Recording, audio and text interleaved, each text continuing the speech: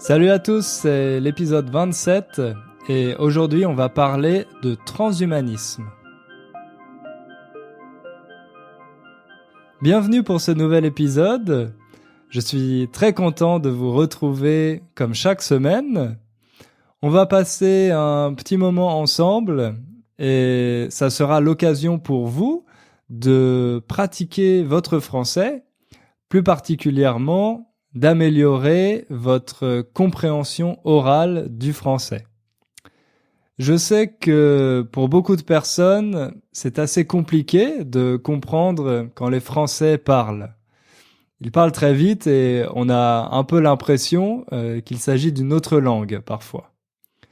Donc moi, je vous propose un podcast en français, bien entendu, mais dans lequel je fais des efforts pour parler un peu plus clairement, un peu plus distinctement. D'après les commentaires que j'ai pu lire, les commentaires que vous laissez sur iTunes, sur Facebook par exemple, j'ai l'impression que vous arrivez plutôt bien à comprendre ce que je raconte, donc j'imagine que je ne parle pas trop vite pour vous. Il y a même certaines personnes qui trouvent que je parle un peu trop lentement, mais voilà, il faut trouver le juste milieu, c'est-à-dire trouver l'équilibre entre parler trop vite et parler trop lentement. La deuxième chose importante, c'est de trouver des sujets qui vous intéressent. Donc pour ça, je vous rappelle que vous pouvez m'écrire, m'envoyer des messages pour partager avec moi vos suggestions. La semaine dernière, j'ai reçu un message d'une personne qui me demandait de parler des médias français. Je pense que c'est un sujet très intéressant et que je vais vous en parler dans un prochain podcast. Mais pas aujourd'hui. Aujourd'hui, on va parler de quelque chose d'un peu différent. Avant ça, j'ai envie de vous lire un message très gentil que j'ai reçu la semaine dernière sur la fanpage Dinner French sur Facebook. Voilà, j'espère que ça va vous donner envie à vous aussi de m'écrire, de partager vos commentaires et vos suggestions. Parce que pour moi, c'est toujours très utile et ça me fait vraiment plaisir de parler avec vous. Ce message, il m'a été envoyé par Alia, qui est américaine. Bonjour, je m'appelle Alia, j'adore ton podcast et ça m'aide beaucoup pour apprendre le français. En ce moment, je fais une année sabbatique en France, près de Paris, et au début, c'était difficile de comprendre la langue autour de moi. Mais quand j'ai trouvé ton podcast, ma compréhension et ma capacité à parler ont énormément augmenté, même le jour d'après. Il y a 3 semaines que j'ai trouvé ton podcast et j'ai écouté tous les épisodes. Merci beaucoup. Eh bien, merci à toi, Alia, pour ce très gentil message. Pour ceux qui ne connaissent pas l'expression « année sabbatique », c'est une année qu'on prend pendant laquelle on décide de faire une pause. Par exemple, on décide d'arrêter son travail pendant 1 an pour faire le tour du monde ou bien pour se consacrer à un projet personnel. C'est quelque chose qui est de plus en plus populaire en France parce que certaines personnes ont envie de passer du temps pour elles-mêmes, pour faire des choses qui les intéressent, pour mener des projets. Donc, elles décident de prendre une année sabbatique. Quand on est étudiant, on appelle plutôt ça une année de césure. Quand vous faites une pause pendant vos études, par exemple pour faire un stage ou pour voyager, ça s'appelle une année de césure. C'est vrai que quand on est entouré de Français, quand on voit les Français dans leur milieu naturel, au début, ça peut être un peu déstabilisant. Il faut du temps pour que notre oreille s'habitue aux choses qu'on entend autour de nous. Il n'y a pas vraiment de solution miracle, il faut beaucoup s'entraîner et beaucoup pratiquer. Le problème, si votre niveau de français n'est pas assez élevé, c'est que si vous ne comprenez rien à ce qu'on dit autour de vous, aux personnes qui parlent autour de vous, eh bien, vous allez tout simplement vous déconnecter. Vous n'allez pas essayer de comprendre, vous n'allez pas faire d'efforts, et dans ce cas-là, vous n'allez pas pouvoir progresser.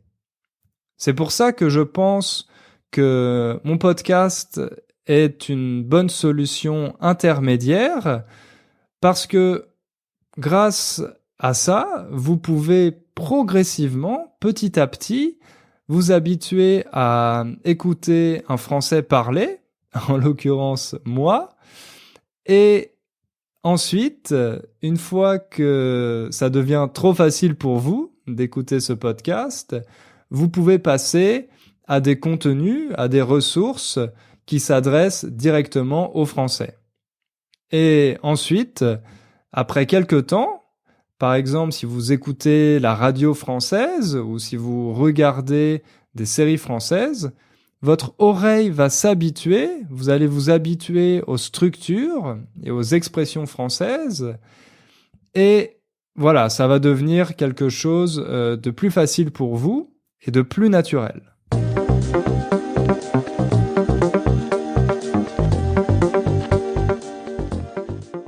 Le sujet que j'ai choisi pour aujourd'hui, c'est le sujet du transhumanisme. Bon, quand on entend ce mot ou quand on le lit, ça peut paraître un peu compliqué, un peu savant, mais je pense que ce n'est pas un concept si difficile que ça à comprendre, et comme d'habitude, je vais essayer de vous l'expliquer simplement. Peut-être que vous avez vu le film très célèbre de Stanley Kubrick, qui s'appelle 2001, l'Odyssée de l'espace. Au début de ce film, il y a un passage très intéressant dans lequel on voit deux groupes de singes qui s'affrontent. Le singe, vous savez, c'est un animal, et en particulier, c'est l'animal le plus proche de l'homme. On dit que l'homme descend du singe. Donc au début de ce film, il y a un combat entre deux groupes de singes.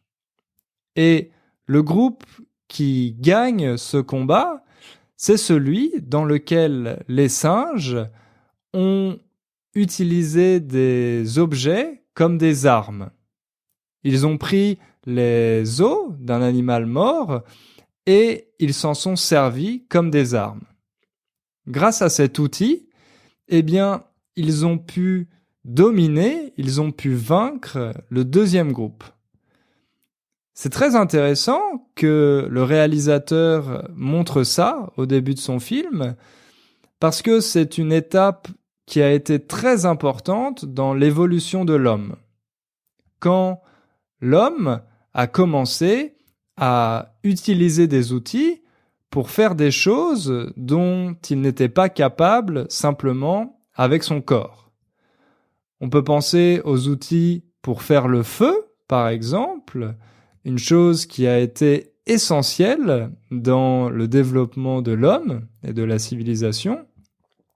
Des outils pour couper les aliments, par exemple, pour préparer la nourriture, etc., etc. Mais depuis quelques années, depuis un peu moins d'un siècle, ces outils commencent à faire partie de nous. Maintenant, ils sont presque intégrés à notre corps. Par exemple, certains chercheurs disent que les téléphones portables sont devenus une extension naturelle de notre corps. C'est vrai, quand on y pense, on a toujours notre téléphone portable sur nous, soit dans la main, soit dans notre poche. Donc, c'est quasiment comme s'il faisait partie de nous. Pour les transhumanismes, la technologie, c'est une chose que l'on doit utiliser pour améliorer notre corps. Pour eux, le processus naturel de l'homme, c'est d'intégrer cette technologie, de fusionner le corps avec les nouvelles technologies pour l'améliorer. Et l'objectif ultime, c'est de devenir immortel, que le corps ne vieillisse plus et que l'homme puisse vivre éternellement. Pour certaines personnes, c'est une vision qui peut être très attirante, ça peut nous faire rêver, mais d'un autre côté, il y a beaucoup de chercheurs et de scientifiques qui alertent sur les risques d'une telle évolution. Ils voient le transhumanisme comme une menace, comme quelque chose de très risqué pour l'homme, et ils appellent à davantage de contrôle. Donc dans ce podcast, je vais vous présenter plus en détail l'idéologie et la naissance de ce mouvement, son histoire. Puis je vous parlerai des développements actuels pour savoir où nous en sommes exactement avec le transhumanisme. Et dans la dernière partie, je vous parlerai plutôt des questions éthiques, des problèmes moraux qui sont liés au transhumanisme. Comme ça, après ce podcast, vous pourrez vous faire votre propre opinion, votre propre avis, pour savoir si le transhumanisme est une opportunité pour l'homme ou plutôt une menace. Sans plus attendre, on va commencer. C'est parti.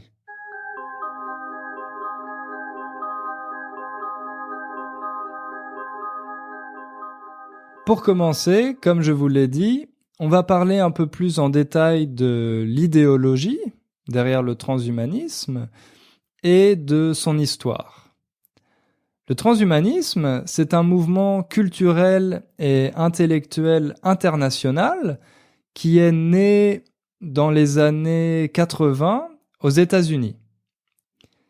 Il recommande l'usage des sciences et des techniques afin d'améliorer les caractéristiques physiques et mentales des êtres humains. Il considère que certains aspects de la condition humaine, comme le handicap, la souffrance, la maladie, le vieillissement ou la mort, sont inutiles et indésirables.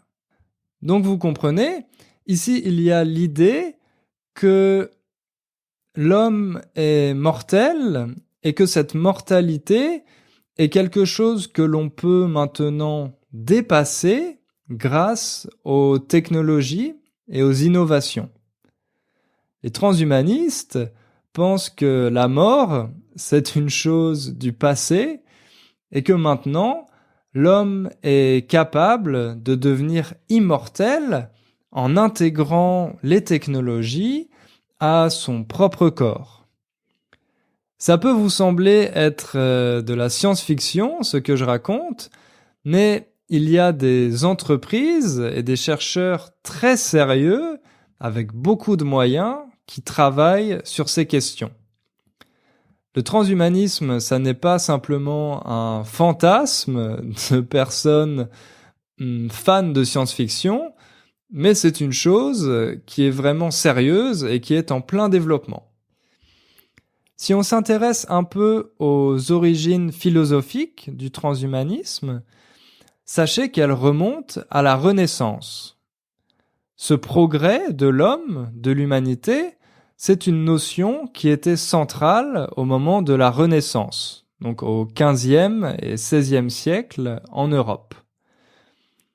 Au moment de la Renaissance, il y avait cette idée de sculpter notre propre statut, d'être la meilleure version de nous-mêmes possible. Ça concernait la beauté physique, évidemment. Il y avait les standards de l'Antiquité grecque, donc on s'inspirait beaucoup des statues et de la représentation des corps à cette époque, c'était très à la mode.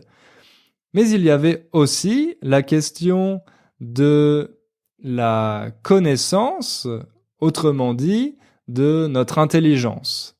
Il fallait être bien dans son corps, mais aussi bien dans sa tête. Il y avait un peu ce fantasme d'accumuler un maximum de connaissances possibles. C'est vrai qu'à cette époque, les intellectuels étaient un peu moins spécialisés. On valorisait plutôt le fait d'avoir une très très large connaissance générale, une très grande culture générale, comme on dit en français. Donc ça, c'était pour les origines philosophiques du transhumanisme. Mais la vraie naissance du mouvement, je vous l'ai dit, c'était dans les années 80 et c'était à l'université de Californie. À ce moment-là, il y a plusieurs chercheurs et des étudiants, des futurologues, donc des scientifiques qui s'intéressent au progrès et au futur, qui se sont réunis et qui ont décidé de former ce mouvement du transhumanisme. Il y avait différentes disciplines qui étaient réunies, des disciplines scientifiques, mais aussi d'autres qui concernaient plutôt les sciences humaines. Donc pas simplement les mathématiques, la physique et l'informatique, mais il y avait aussi une dimension plus philosophique sur le progrès humain. Qu'est-ce que ça signifie pour l'homme de progresser, d'évoluer? Et surtout, quels sont les différents scénarios possibles de l'évolution humaine? Le transhumanisme, c'est une classe de philosophie qui a pour but de guider vers une condition post-humaine. Le transhumanisme partage de nombreuses valeurs avec l'humanisme. L'humanisme, je l'ai déjà dit, c'est ce mouvement qui est né plutôt à la Renaissance. Les valeurs qu'ils partagent ensemble, que ces deux philosophies partagent ensemble, ce sont le respect de la raison et de la science, un attachement très fort au progrès et une grande considération pour l'existence humaine dans cette vie. On considère l'existence humaine comme une chose centrale, c'est ça qui est le plus important pour les humanistes et pour les transhumanistes, l'existence humaine. Je vous l'ai dit, c'est aussi un mouvement qui est lié à l'intelligence artificielle. Et à ce sujet, il y a une hypothèse très intéressante qui s'appelle l'hypothèse de la singularité technologique. La singularité technologique, c'est un moment dans le futur où l'intelligence artificielle va dépasser l'intelligence humaine. Autrement dit, l'intelligence artificielle sera devenue tellement puissante et tellement autonome que le rythme de ces évolutions va dépasser celui des évolutions humaines. Ça a donné lieu à beaucoup d'œuvres de science-fiction. Il y a des personnes qui voient ça comme une chose positive, comme une chance que nous allons avoir, et d'autres, au contraire, qui pensent que c'est très dangereux. Parce que, d'une certaine manière, l'homme va perdre le contrôle de sa création. C'est un peu comme avec le mythe de Frankenstein, quand le scientifique perd le contrôle de sa créature.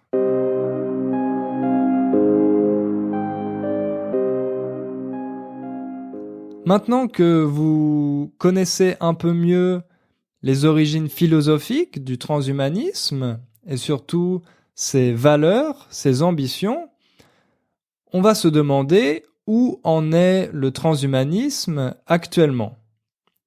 Est-ce que c'est quelque chose de bizarre? Est-ce que c'est un fantasme qui n'existe pas encore? Ou bien est-ce qu'il fait déjà partie de notre vie? on peut considérer que les pacemakers, les prothèses, les vaccins sont déjà des formes de transhumanisme. On utilise la technologie, on l'intègre à notre corps pour lutter contre la maladie, contre les problèmes de santé, et pour survivre, pour pouvoir vivre plus longtemps. Donc d'un côté, toutes ces innovations médicales, ce sont des formes de transhumanisme. En tout cas, d'après les transhumanistes. C'est un peu comme ça qu'ils les perçoivent. Mais ils pensent que tout ça, c'est seulement le début. Et que bientôt, ça va devenir de plus en plus courant d'intégrer la technologie à notre corps. Pour les personnes handicapées, évidemment, c'est quelque chose de très intéressant, car grâce aux prothèses, par exemple, elles peuvent dépasser leur handicap et vivre normalement.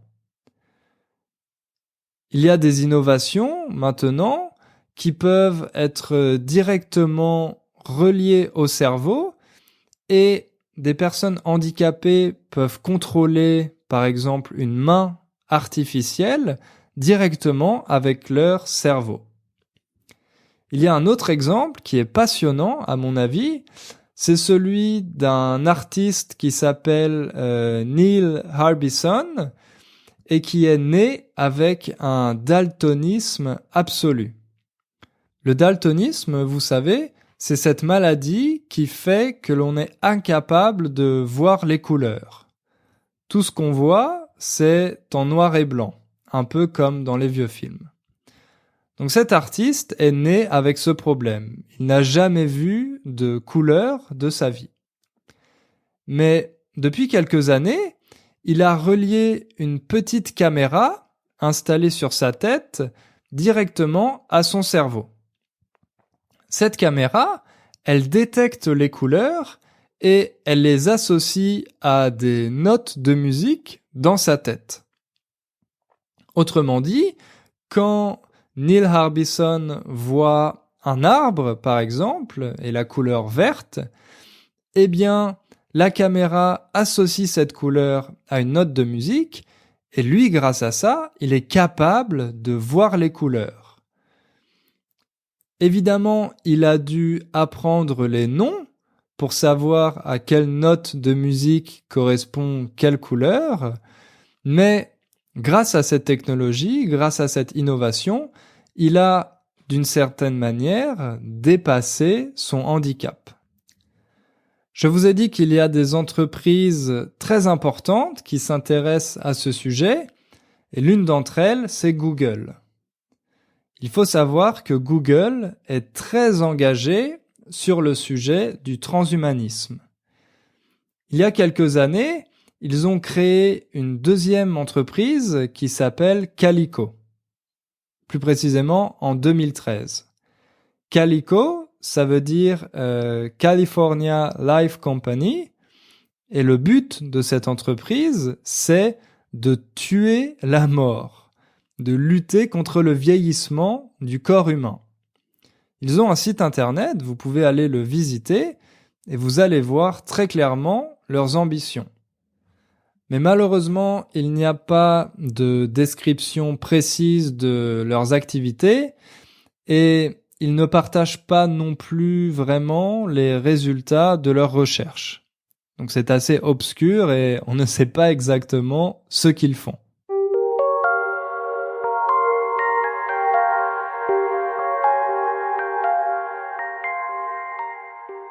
On arrive à la troisième et dernière partie de ce podcast, dans laquelle on va parler des questions éthiques et des menaces que présente le transhumanisme. Donc, je vous ai dit que Google menait ses propres recherches sur le sujet et on peut s'inquiéter car on ne sait pas exactement ce qu'ils sont en train de faire.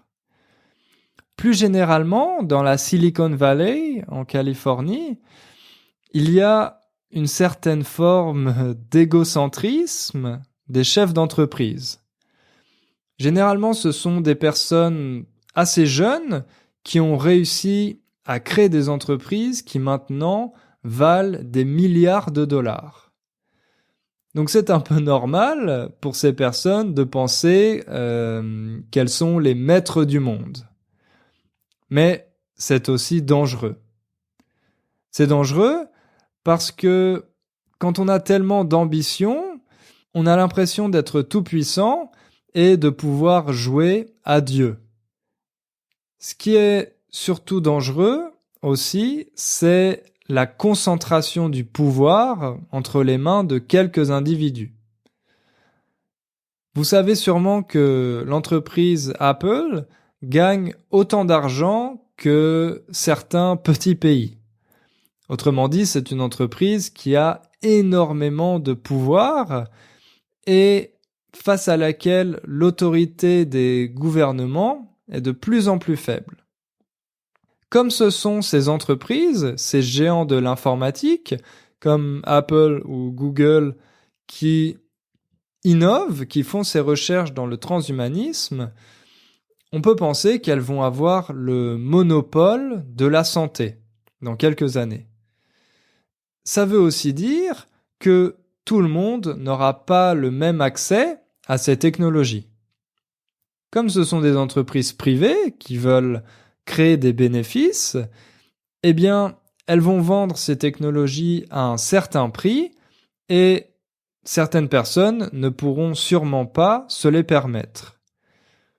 Dans le scénario le plus sombre, on peut imaginer qu'il y aura un groupe de personnes très riches, un petit groupe, qui vivra très très bien, qui peut-être sera immortel, et de l'autre côté, un groupe avec le reste de la population qui n'aura pas accès à ces technologies et qui vivra dans des conditions beaucoup plus difficiles. Autrement dit, ces recherches liées au transhumanisme vont sûrement augmenter les inégalités. À côté de ça, il y a aussi le risque pour l'environnement. Vous savez que le rythme d'augmentation de la population mondiale ne cesse d'accélérer. Il y a de plus en plus de gens sur la Terre et on va sûrement avoir dans quelques années un problème de surpopulation. Donc si en plus de ça, certaines personnes deviennent immortelles, évidemment, ça va aggraver encore ce problème.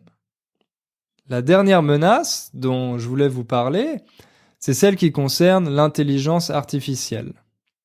En 2015, il y a un groupe de chercheurs, dont Stuart Russell, qui ont publié une lettre pour avertir, pour mettre en garde contre les dangers de l'intelligence artificielle. Ce collectif de chercheurs pense que l'intelligence artificielle est aussi dangereuse que la bombe atomique. C'est un danger aussi important que l'arme nucléaire, que la bombe atomique. Autrement dit, c'est une technologie qu'on ne maîtrise pas complètement et dont on va sûrement perdre le contrôle à un moment.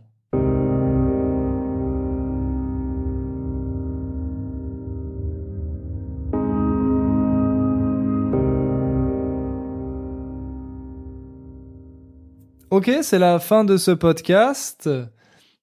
Comme d'habitude, j'espère que ça vous a plu, que ça vous a intéressé, que vous avez appris des choses intéressantes, en français, mais pas seulement.